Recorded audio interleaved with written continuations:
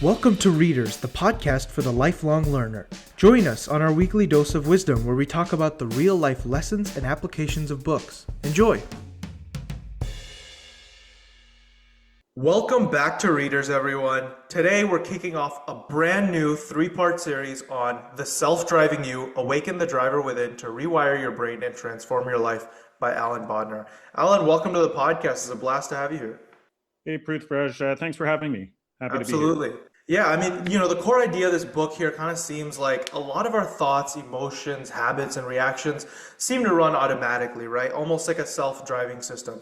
But Alan's argument here, right, and correct me if I'm wrong, but it seems like we're not stuck on autopilot and we can very actively become the driver, step in with awareness, and gradually rewire that system consciously, right? Now, obviously, I'm not the guy who's done all the research on this, so rather than me giving my short, overview here, I'll let Alan tell the backstory. Alan, I'd love to, I'm sure our listeners would love to hear a little bit more about you, the process of actually writing this book, what it is, what it's all about, and how they can apply it to their own lives. Okay, sounds good. Yeah, I started when I was 30. I'm 41 now. And I started by listening to an audiobook a week. And at that point, it was more just to try to get in hours. So 10 hours a week of listening to an audiobook.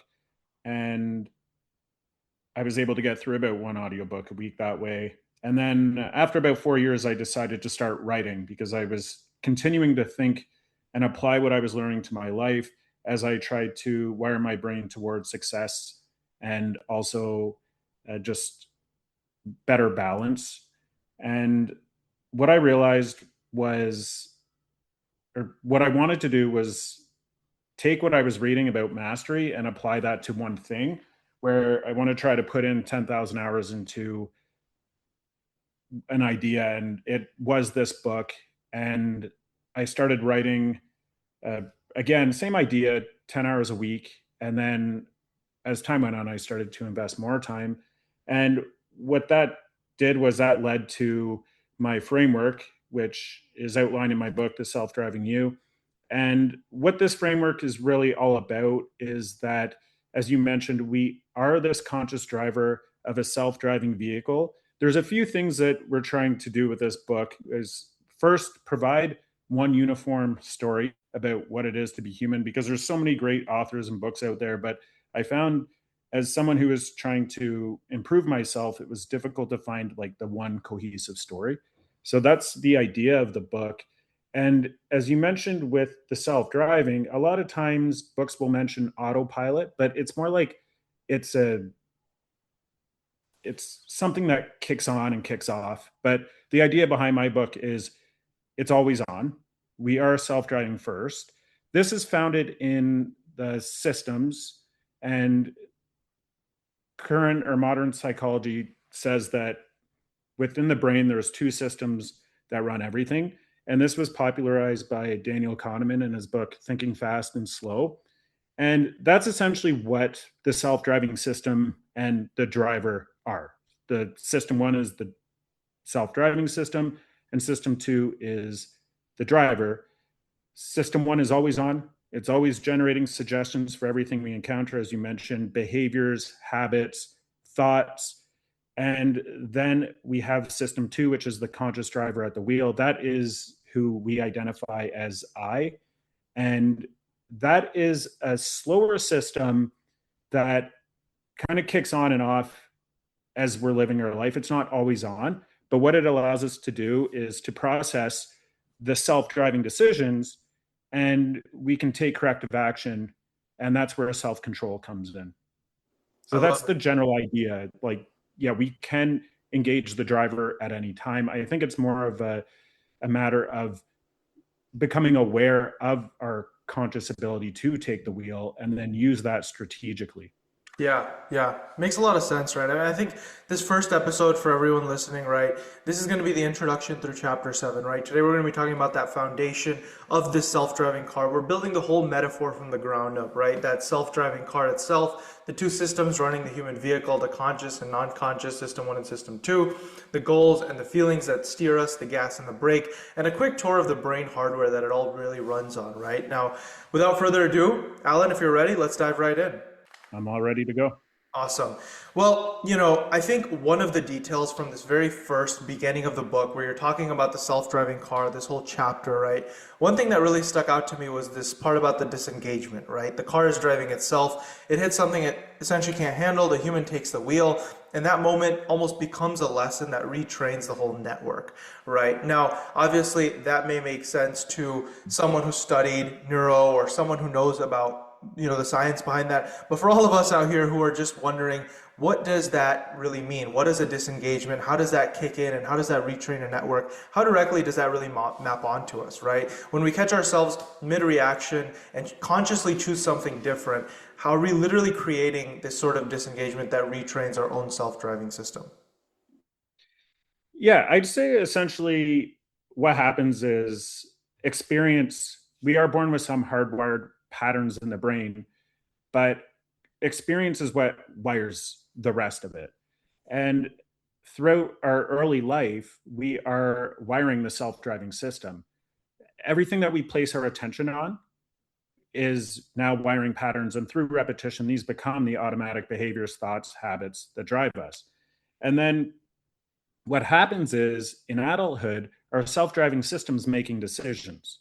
If it decides that I'm going to have a coffee, and as the conscious driver, I align with it, almost not even noticing it because I attach to it. And I don't know, most of us, at least, well, for sure myself, before I was building up my ability to take the wheel with the driver, I didn't even realize there was a self-driving system. So with that, I'm just constantly doing the my self-driving system is telling me to do something, and then I just go with it.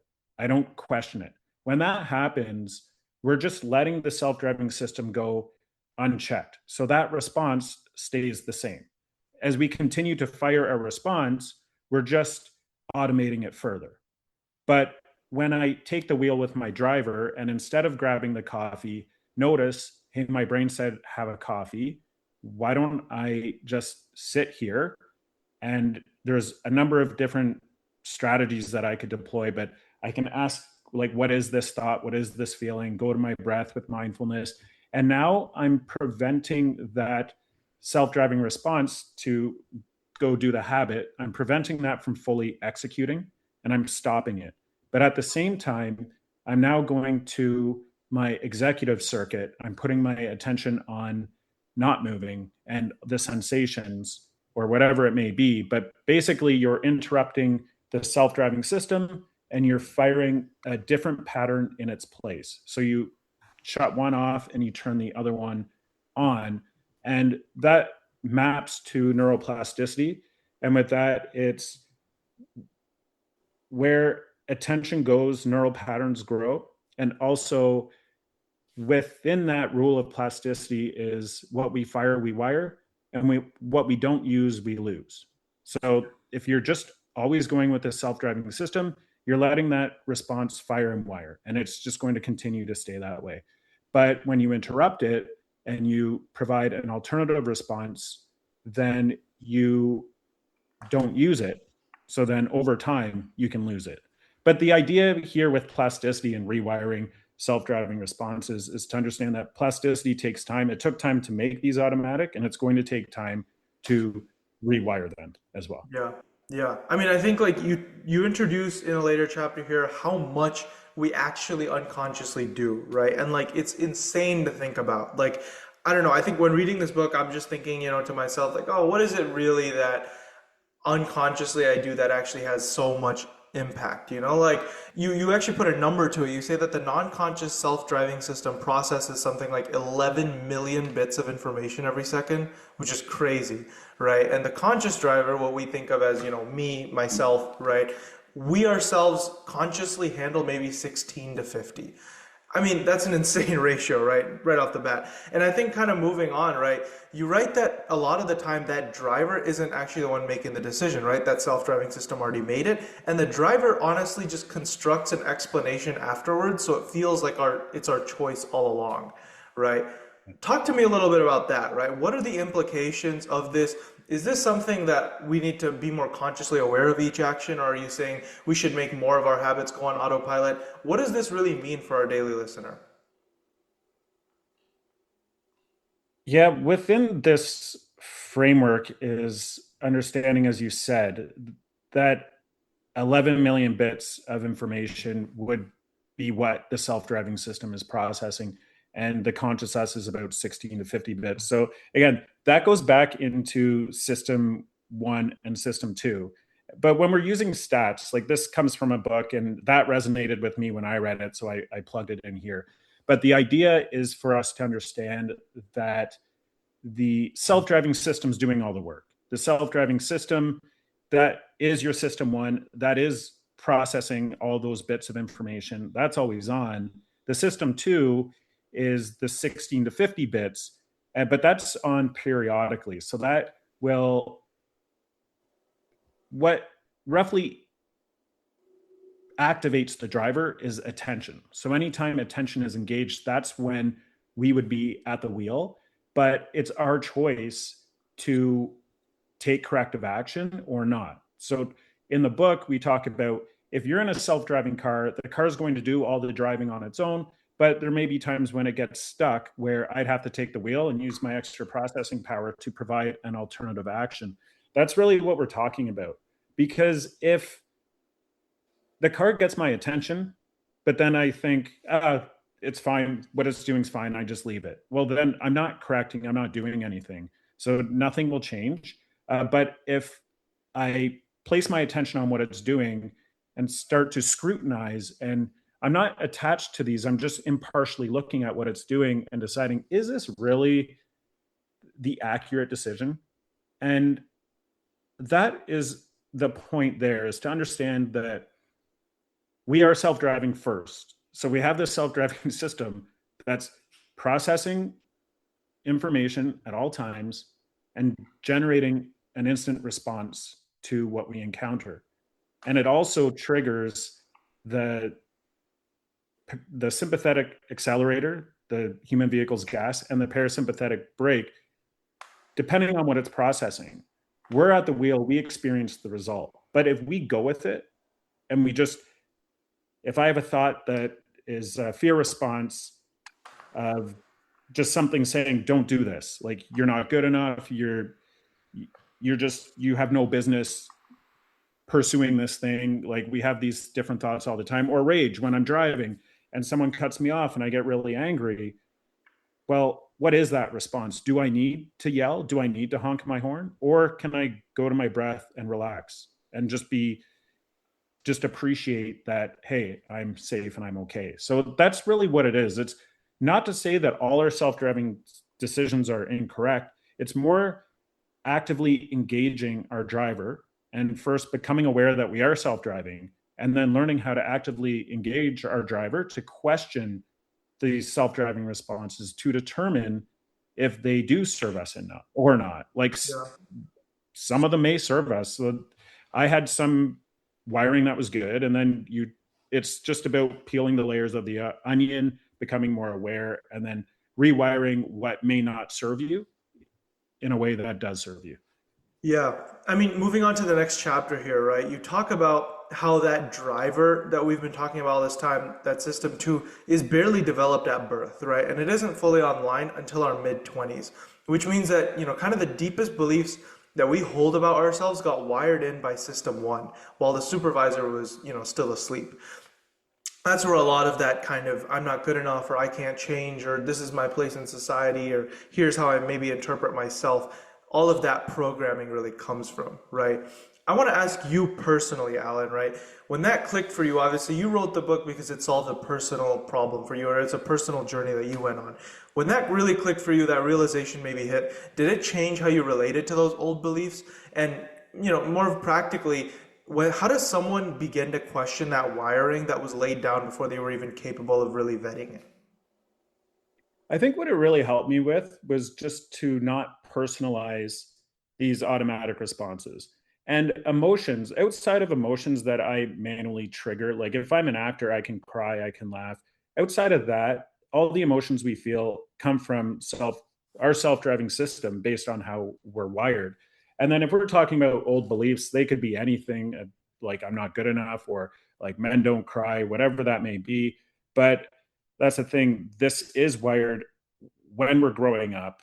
Our driver circuitry is the executive control network. That's our executive circuits.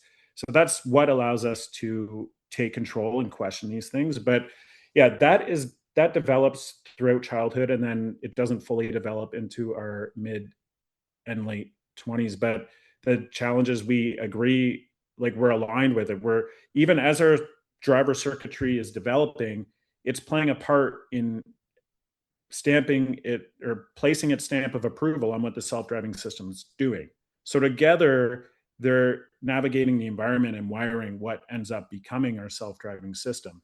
So for me, it was more understanding that these responses aren't personal, and I am self-driving. So as I move throughout the day, these responses may or may not serve me, and I should question them. And I think the biggest wake up call for me was when it was about my first year in, but I was applying for this job as a trainer, and that was my biggest fear, speaking in public. And my immediate thought, someone told me I had to do an interview for it where I'd have to like speak and do a sample facilitation session. And my immediate thought was, you can't do this. You're not good enough, and just stop. Like, you're not good at public speaking. Just withdraw your application. And then it was, wait, like, why? And why can't you just go home and prepare and try and see what happens? And then I got the job. Not that it was this career defining job, but these were the kind of little experiments that I was doing over time to challenge what I was reading, because what I was reading, at first I didn't agree with it. And I'm sure with my book, a lot of the ideas people may not agree with could be because maybe it's not correct, but maybe it's also your self-driving system that is at odds with it. And maybe it is accurate. So like a lot of these ideas I heard multiple times and didn't agree with them at first. And then I had to apply them to my life to actually notice. And fear is, we have those survival circuits that these are self-driving survival circuits at, they're the most fundamental circuits we have, like as far as relating to our goal of survival and procreation. And what they do is they provide automatic responses to defense. So that would be fight or flight, and also our responses to food and mating. So once we start to notice those, then it's like, oh, I am automatic. And I don't know, maybe I can challenge them and see what happens. But yeah, I think it's kind of like just experimenting and trying one behavior at a time. And it takes time to build the awareness and then to see that there are possibilities of rewiring it. I'm wondering, how does that rewiring work, right? Or what is the first step in that process? Obviously, in these next few chapters, going forward, you talk a lot about that. But you clear here, right, that we're not born a blank slate. We come with these kind of flexible templates, and some of the strongest ones of those are social, right? We care a lot about what other people think. We want to outdo our rivals, our friends, our peers. We want to chase status and rank, right? A lot of the modern problems that, a lot of our modern first world problems that we face today comes out of those same, ancient drives, if you will, right? And I want to ask, because it seems clear that maybe we can't delete those, but how do you work with them, right? What does it actually look like to notice that, okay, I see my old, social rank wiring kind of firing, or whatever you want to call it, and not be run by it, right? When you notice that, okay, this is something I'm doing because this is a social, I don't know, template that I've kind of taken on, or that's just been wired into my life, how do we kind of go about rewiring that? I think that is like the main point, is we have this self-driving system, and the brain is this network. And the way the network works, it is very aligned with AI in the fact that you put a bunch of nodes or neurons in place, and some of them are pre-wired, as we said. So those would be those templates that are passed down from the time of our ancestors through nature versus nurture. But then there's also the plasticity in the brain, and it's going to connect through experience. So part of the self-driving system is we have those templates that want us to outdo our rivals. And then they come with the underlying goal of survival and procreation. So they help us, they help the network.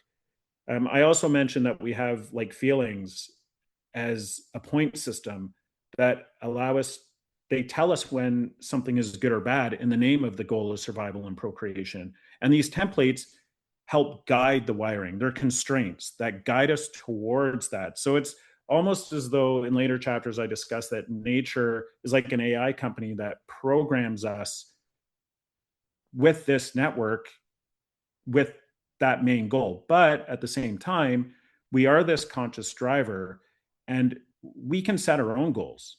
Because of that executive circuitry, we are not bound to those goals. Of course, when that's not like that executive circuitry is developing throughout our life, and what is guiding us is that self-driving system with the underlying goals and drives. But as we develop our conscious driver, and with this conversation, we can start to discuss, hey, we have this conscious driver. The conscious driver can set its own goals, and you can override your self-driving responses and take action that you don't want, or take the action that you do want and override the actions that you don't want. Like an example would be when I was writing the book. I don't know where this would fall with the underlying drives, but maybe with me wanting to write the book, that's part of me trying to gain social status, like without realizing it. And as I'm doing that and I'm writing constantly, uh, there's also these ideas that pop in my head that you can't do this. You're not, why are you writing? You're not an author. You're a guy who read books, like you don't know, so don't do it. But then as the driver, all I could do is look at that and say, okay, these are the thoughts that are coming up. At that point, I know that success is a process and the brain is an impartial network. So it's like, okay, just that's okay. You had those thoughts, but now go write and just keep writing and keep writing and like depersonalize the story that these self-driving goals and drives may tell you, and then take the wheel with your driver and do the actions that you want. Gotcha. But it's awareness. Like we have to first build awareness, and then we have to learn how to use the driver to course correct and take the action we want. So it's just, it's a lot of work because we haven't been shown how to use our driver. And then now we're saying, oh yeah, we have this driver and you can take the wheel and rewire your whole system. And it sounds so easy, but it's all easy in theory, but in practice, it takes a lot of effort and course correction. No, I think chapter six really brings us one of the first levers that we can actually pull on purpose, right? To get us back in a little bit of control or to bring us a little bit more awareness, right? And I think that one is the breath. We can't just tell our heart to slow down or tell us to, just calm down, but a long, slow exhale pulls that parasympathetic brake that you talk about and does that for us, right? It nudges the whole system back towards balance. I'm curious, just physically, what is happening in the body at that moment? And on a personal level also, what's shifted for you once you started using your breathing more deliberately instead of just leaving it entirely to that self-driving system? Yeah, and that's the biggest key because this is how we can regulate our self-driving system. So generally with the brain, it processes information, and all these self-driving circuits use the autonomic nervous system as our gas and brake. So our gas would be the sympathetic system, which excites us. And if you have fight or flight, that's the nerves you feel in your stomach. And that's all happening outside of our awareness. But what happens is early experiences like trauma and stress, growing up in an unstable environment, can wire or miscalibrate our brain to be prone to generating that acceleration. While we're the driver at the wheel who experiences that acceleration. That's why if people complain about chronic stress and you go to the doctor, it's like, well, you're just stressed, stop being stressed. That's easy to say, but all of that is being dictated by the self-driving system outside of our awareness. So then that's where it helps to understand that, okay, I have this driver, and with this driver, when I slow the breath, you, by slowing the breath, you slow the heart. When you slow the heart, you trigger the vagus nerve. And now you are using your parasympathetic system. It activates the parasympathetic system, and that triggers the rest and digest response in the body. So Gotcha. now your body's in like healing mode.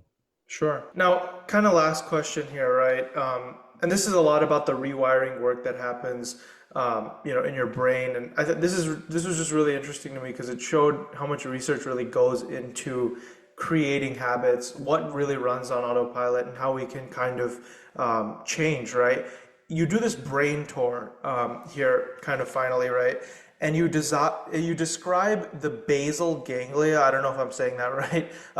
You Right. describe the basal ganglia as a kind of autopilot, right? It takes whatever we repeat the most and it automates it so it runs smoothly without the driver having to be involved, right? Now, this is the machinery behind every habit we've got, the ones that serve us and the ones that don't, right? This immediately comes to mind. It's kind of funny because I remember some of the small things that I may be doing without even thinking about them, right? Like, for example, definitely not a good habit, but like sometimes I'll sit down to work and like I'll open my laptop and then I'll just get right on my phone. Like that's just the first thing I'll do. Even if I have absolutely nothing to do, even if I've been on my phone right before, like I'll just swipe through the main, whatever, Instagram messages, things like that, and then I'll have absolutely no notifications because I was just on it. But I'll do it anyway because I'm just so used to doing it. Now, obviously, that basal ganglia is kind of the autopilot that takes what we do regularly and makes it go on autopilot, so we don't have to consciously think about it every time. But as we head toward, the rewiring work that we're going to talk about in the next few episodes, knowing that's how the autopilot forms, just as a final kind of note for all our listeners and readers of your book, right? What's the most important thing for someone to understand about getting a new behavior to actually take or stick so that it can hand it over to the autopilot for it then to continue repeating, right? What does that process or even internal realization and process look like? That's the thing. So when we learn something new, we're placing attention on it. When we place attention on it, a pattern forms. And as that pattern forms, eventually through repetition, it reaches this tipping point where it becomes automatic. And now the basal ganglia is what helps with the automation of that. But also, once we automate it, then it's our self-driving system and driver can use the basal ganglia to retrieve it. So it has connections to that part of the brain, and then it will retrieve that drinking coffee, riding a bike, whatever the pattern is that you've automated, and then you can use it. The challenge is that you're not alone with the cell phone thing. I've noticed that I wasn't really on social media until the last few years, and I find myself, you just check the notifications and then you check again for notifications.